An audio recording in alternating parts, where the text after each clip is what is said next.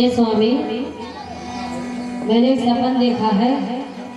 भरत और सारी समाज को लेकर आ रहा है। सकल मलिन मन दीन दुखारी, देखी सास नयन हारी।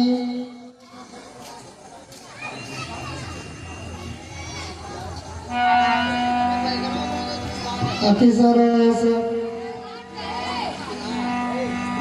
भैया भैया भैया वो आ गया। अच्छा हुआ वो खुद चलकर आ गया।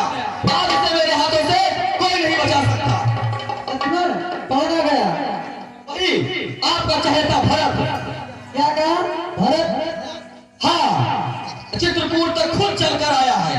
मुझे जंगल में कुछ गौ मित्रों ने आकर के बताया कि अयोध्या का राजा भरत बहुत बड़ी चतुरंगनी सेना लेकर के हाथी घोड़े और सेना लेकर के चित्रकूट की तरफ बढ़ा चला आ रहा है। मैंने जब पेड़ पर चढ़ कर देखा तो अयोध्या की सूर्य पताकाएं लहरा रही थी। हाथी घोड़े सेनाएं चित्रकूट की तरफ चली आई थी। इसका मतलब है वो पूरी शक्ति के साथ आक्रमण करने आ रहा है। आक्रमण किस पर? आप पर और किस पर? किसी ने सलाह दी होगी कि मूर्ख, इस राज्य पर, इस राज सिंहासन पर तो असली अधिकार प्रभु श्री राम का है और राम प्रजा के प्यारे भी है।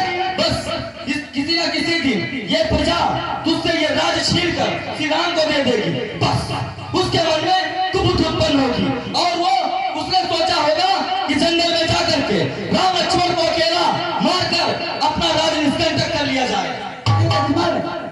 भरत की बुद्धि कुटिल नहीं हो सकती है। क्यों क्यों नहीं कुटिल हो सकती?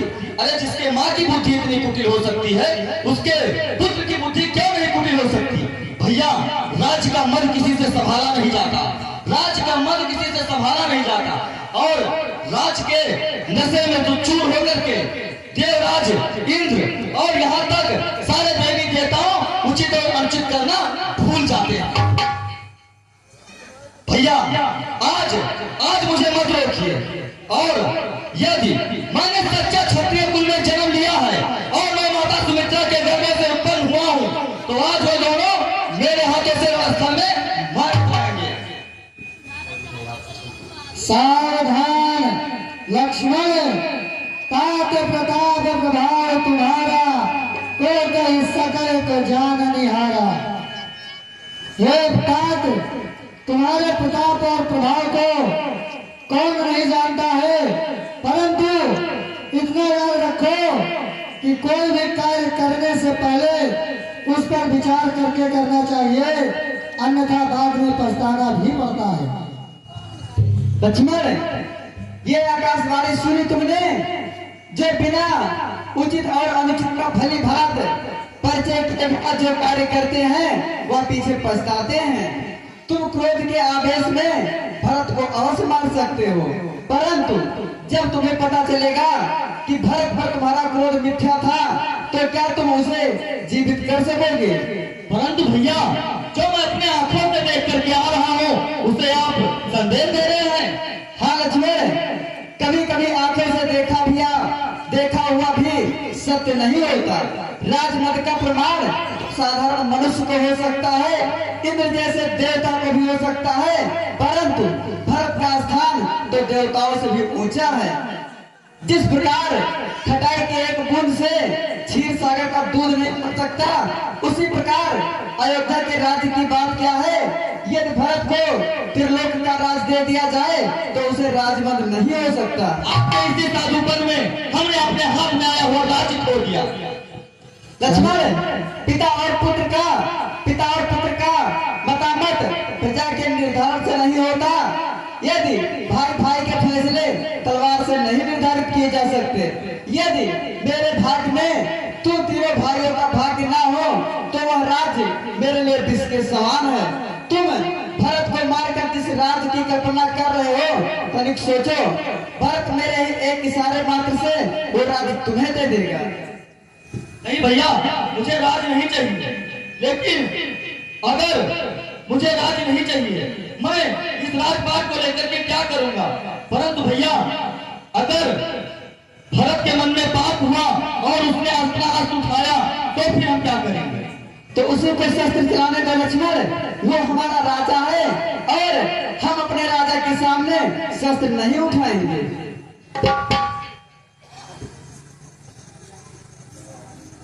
कहा तो सप्रेम नायम की माता भरत प्रणाम करत रघुनाथ उदय राम सुनि प्रेम धीरा कपट कौन संग धनु तीरा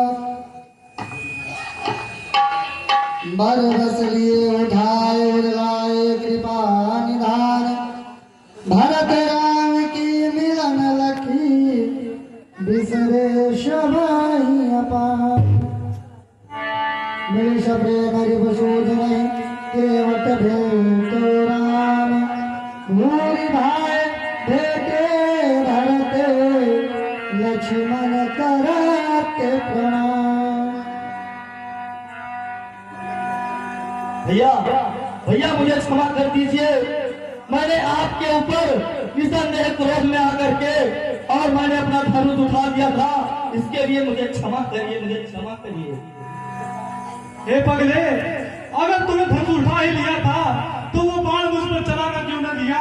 कम से कम ये कुल का कलंक हमेशा हमेशा के लिए धरती से मिट जाता। नहीं भैया, अब भगवान के लिए ऐसा मत कहिए, और अब आप ही तो हैं जो हम लोगों का सहारा दे सकते हैं। वो कही जगती माई कमुनि नाथा वो कहे कछुक परमारथ गाथा। हे गुरुदेव, कहो बेटा राम, आप ये बताइए कि प्रजावासियों के साथ और माताओं के साथ यहाँ पर आने का क्या कारण है? सब लोग कुशल मंगल से तो हैं। पहले जितनी सेनाएं हैं उन्हें विश्राम करने के लिए आप आदेश दे दीजिए, क्योंकि आपके आभारी हैं। तात मंत्री जी, आप सभी पूर्वासी सज्जनों को आदेश दीजिए कि आज रात यहीं पर विश्राम करें। विकल शने सिए सब रानी बैठन सब कहो गुरु ज्ञानी। कही जगति माई कमुनि नाथा कहे कछुक परमारथ गाथा। हे भैया भरत, ये बताइए कि अयोध्या के पूर्वासी सज्जनों तथा अयोध्या की क्या हाल चाल है? भैया, अयोध्या सब कुछ कुशल मंगल है, लेकिन क्या भैया रुक क्यों गए? भैया आप नहीं जानते, आपके वन में आने के पश्चात पिताजी सिद्धार्थ गए और हम अनाथ हो गए। भैया हम क्या अनाथ कहा हो गए। भैया? पिताजी का स्वर्गवास हो गया। हे भैया लक्ष्मण, देखो हम सब भाई आज अनाथ हो गए हैं। निपकर सुरपुर गमन सुनावा सुन रघुनाथ दुसह दुख पावा। हे बेटा राम, जब तुम अपने पिताजी के वचनों को सत्य करने के लिए वन को चले आए, उसके तत्पश्चात उस अयोध्या में शोक छाने लगी और महाराज जी का स्वर्गवास हो गया। मुनिवर बहुरी राम समझाए और सहित समाज सुसरित नाय। हे बेटा राम, अब चल करके और ये जो सरोवर देख रही है, इसमें चल करके स्नान बनाइए, फिर उन्हें तिलांजलि और पिंडदान कीजिए। ऐसी आज्ञा गुरुदेव। भोर भय रघु